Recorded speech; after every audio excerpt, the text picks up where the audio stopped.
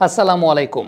চেন্নাই টেস্টে বাংলাদেশের পেস বোলাররা নতুন বলে বেশ ভালো বোলিং করেছেন। বিশেষ করে হাসান মাহমুদকে আমরা দেখতে পেয়েছি বেশ ভালো কন্ট্রোলের সঙ্গে তিনি বোলিং করে গেছেন এবং এসজি বলকে নিয়ে সবচাইতে বেশি যে আলোচনার জায়গাটা হচ্ছিল যে বাংলাদেশ যেহেতু এসজি বলে খুব একটা কমফোর্টেবল না বা এর আগে এসজি বলে খুব বেশি খেলার সুযোগও বাংলাদেশের হয় না, রাদার দেন আপনি ইন্ডিয়া ট্যুর করেন সেটা ছাড়া। সো এই জায়গায় বাংলাদেশ মানিয়ে নিতে পারবে কিনা। বাংলাদেশ ইন্ডিয়াতে যাওয়ার আগেই দেশের মাটিতে মিরপুর শেরেবাংলা স্টেডিয়ামে একটা প্র্যাকটিস ক্যাম্প করেছিল, যে প্র্যাকটিস ক্যাম্পটা পেস বোলারদেরকে নিয়ে আলাদা করে কাজ করেছিলেন তারেক আজিজ খান। তারেক আজিজ খানের সঙ্গে আমার কথা হয়েছে, যমুনা টেলিভিশনের প্রোগ্রামেও তারেক আজিজ খান আমার সঙ্গে উপস্থিত ছিলেন। এই ব্যাপারটা নিয়ে আমরা কথা বলেছি যে বাংলাদেশের পেস বোলাররা নতুন বলটাকে বেশ ভালো হ্যান্ডেল করতে পেরেছে, কিন্তু পুরাতন বলে গিয়ে পুরোপুরি স্ট্রাগল করেছে, পুরাতন বলে গিয়ে পুরোপুরি ডিফেন্সিভ হয়ে গিয়েছিল। অর্থাৎ এসজি বলটা যখন পুরনো হয়েছে, নর্মালি আমরা জানি যে ইন্ডিয়ান পেস বোলাররা নতুন বলের চাইতে এসজি বলটা পুরনো বলটাতে অনেক বেশি ভালো মতো তারা ব্যবহার করতে জানেন, রিভার্স সুইংটা তারা অনেক বেটার ওয়েতে আদায় করতে পারেন। কিন্তু বাংলাদেশের পেস বোলারদেরকে দেখা গেছে যে পুরানো বলে তারা একেবারে সাদামাটা ছিলেন, বা বলটা যখন পুরনো হয়েছে একেবারেই বাংলাদেশ কোনো প্রকার অ্যাগ্রেসিভ কোনো কিছু দেখাতে পারে নাই। এর পেছনে কারণটা কি আমি তারেক আজিজকে জিজ্ঞেস করেছিলাম। তিনি যে ব্যাপারটা মেনশন করেছেন তা হচ্ছে, প্রথমত এসজি বলে বোলিং করাটা একটা বড় চ্যালেঞ্জের জায়গা ছিল এবং সেই চ্যালেঞ্জের জায়গাটা ইনিশিয়ালি তারা উঠতে পেরেছিলেন।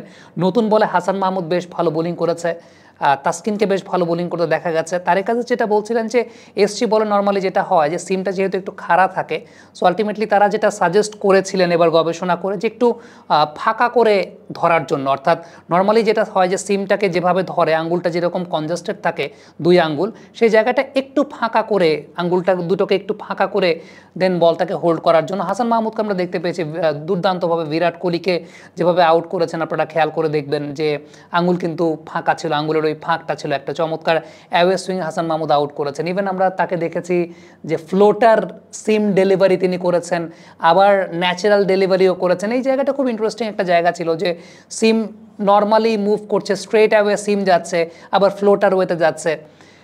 সব কিছু মিলে নতুন বলে বেশ ভালো মতো ওই প্র্যাকটিসটা করা গেছে, কিন্তু পুরনো বলে গিয়ে বাংলাদেশের বোলাররা একদম স্ট্রাগল করেছেন। এর পেছনে বড় কারণের জায়গা যেটা সেটা হচ্ছে যে দেখেন এই পুরো বিষয়টা তো একটা গবেষণার বিষয়, অভ্যস্ততার বিষয়, প্র্যাকটিসের বিষয়। এখন নতুন বলের যে ধরনের বৈশিষ্ট্যের জায়গা থাকে, পুরনো বলটাকে ওইভাবে মেনটেন করতে হয়, পুরনো বলটাকে মেনটেন করে সেখান থেকে রিভার্স সুইং আদায় করে নিতে হয়।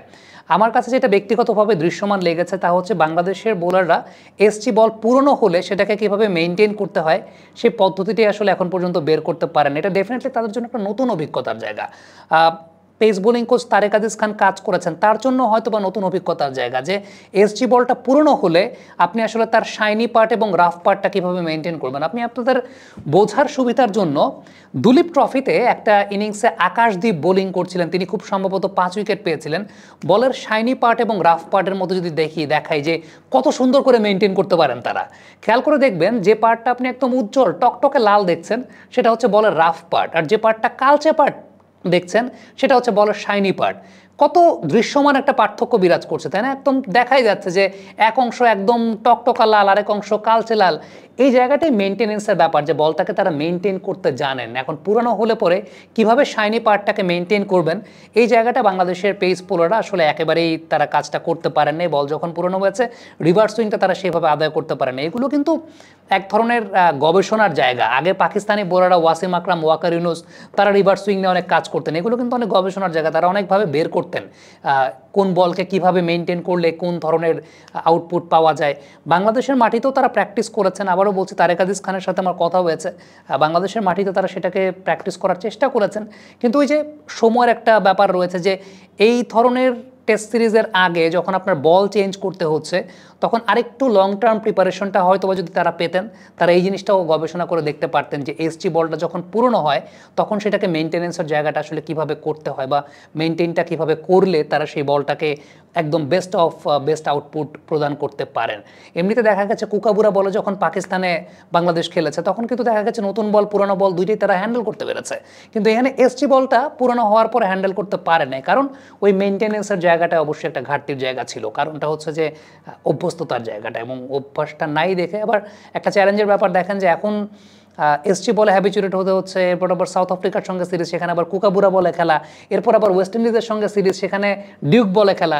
সো ইটস অল চ্যালেঞ্জ, এবং টপ লেভেলের ক্রিকেটে এই চ্যালেঞ্জগুলো মানিয়ে নেওয়াটাই সবচেয়ে উল্লেখযোগ্য বিষয়। এবং সেটার জন্য যেটা হয় তা হচ্ছে কোচিং প্যানেল থেকে শুরু করে যারা টিমের সঙ্গে কাজ করছেন তাদের সবাইকে এই ব্যাপারগুলো নিয়ে অনেক গবেষণার জায়গা আছে, এবং সেটাই আসলে মূলত কোচিং স্টাফের কাজ।